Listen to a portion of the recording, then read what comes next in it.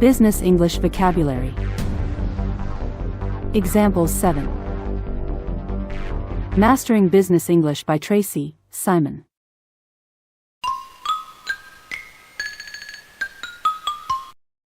Okay, first one. Come full circle. What's the core idea there? Well, it basically means you end up back where you started, but after some kind of process or journey. Okay. Like Imagine a project team tries a bunch of new fancy software, but ends up going back to the original system because it just worked better. That's coming full circle. Ah, gotcha. Another one. Sure. Or maybe a company changes its whole business model, tries something new, but then pivots back to its original core values years later. A strategic full circle, you could say. Makes sense. Okay, next. Come hell or high water. That sounds pretty determined. Oh, it is. It means you're absolutely committed no matter what obstacles pop up. Like total resolve. So give me an example. A startup could promise, we're launching on June 1st, come hell or high water. Yeah. Even if, they hit some tech snags. Right. High stakes. Definitely. Or a sales team might say they'll land that huge client by the end of the quarter, come hell or high water. They'll push through anything. Okay. How about come out of the woodwork? That paints a picture. Mm-hmm. It means things or people suddenly appear when they were hidden or inactive before. Like ghosts. Sort of. Maybe a successful company mentions looking for investors, and suddenly all these potential funders just, come out of the woodwork. Okay, I see. Or a market suddenly gets hot, and boom, competitors you never even knew existed are suddenly there coming out of the woodwork. Interesting. What about corner the market? Ah, that's about control. Gaining dominant control over a specific market or product. Like a monopoly, almost. Pretty much, yeah. Yeah. Or close to it. Think of a company with a unique patent for a vital medicine.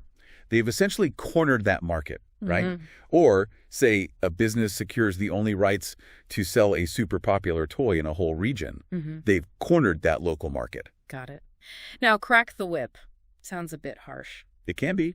It means exerting strict authority, pushing people to work harder or follow rules more closely. Like a tough boss. Could be. A manager might have to crack the whip to get a behind-schedule project finished on time. Right, deadlines. Exactly. Or a CEO might crack the whip, demanding higher performance across the board to boost results. More accountability. Okay. Boundaries now. Cross the line. Yeah, that means going too far. Exceeding what's considered acceptable behavior or ethics. Like in sales. For sure, using really deceptive tactics. Yeah. Lying about a product that's definitely crossing the line. And in the office. Oh, absolutely. Making offensive jokes, harassment. Mm-hmm. That clearly crosses the line of professional conduct, no question. Okay. Curb appeal. I know this one from real estate. Right. How attractive a place looks from the outside.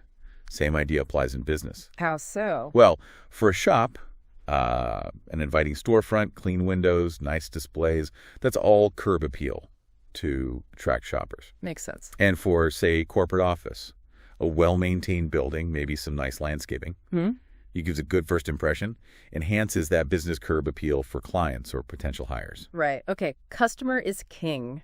Seems straightforward. It is, but it's fundamental. It just emphasizes that customers are the absolute top priority. How does that look in practice? Well, a company that bends over backwards to fix customer problems really listens they live by customer's king. Mm-hmm. Another way is actively using customer feedback to actually change products or improve services. So that shows the customer really rules. Gotcha. What about the opposite, maybe? Cut corners. Ah, yeah. Yeah. That means taking shortcuts, usually to save time or money, but often it impacts quality. Not always good then. Often not, no. Yeah. A manufacturer might use cheaper, flimsier materials to cut costs. That's cutting corners. And the product breaks. Exactly. Or a service company might rush through jobs to take on more clients, cutting corners on thoroughness. Okay. Service quality drops. Okay. Cut your losses. When do you do that? That's about damage control. Getting out of a bad situation to stop losing more money or resources. So like pulling the plug. Precisely. Yeah. If a product line is just bleeding money, no hope in sight, discontinuing it is cutting your losses. Smart, if tough. Yeah. Or selling off a whole business unit that's consistently failing and draining the company, that's cutting your losses too. A strategic retreat sometimes. Right. Last one. Cutthroat competition. Sounds intense. It is.